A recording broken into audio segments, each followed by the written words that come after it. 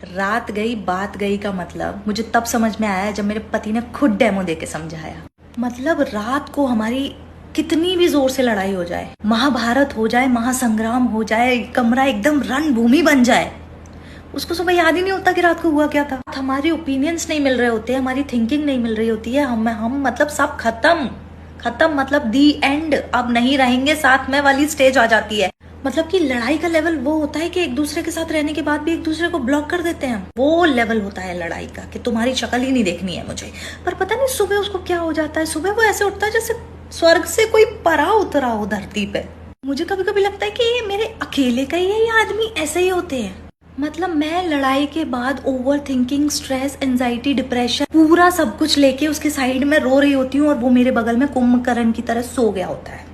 और सुबह उठ के वो इतना नॉर्मल बिहेव करता है, इतना नॉर्मल बिहेव करता है जैसे रात में हमने लड़ाई नहीं, कीर्तन किया हो।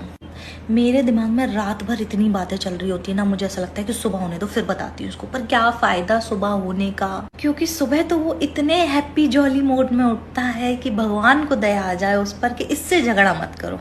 और उठते से ही बोलेगा, अरे तुम अभी तक वही बात लेके बैठी हो, छोड़ो ना, अभी रात गई बात गई, खत्म करते हैं। मेरे कहने का वो मतलब नहीं था, तेरे कहने का जो भी मतलब था, मगर मूड और रात तो मेरी खराब हो गई ना।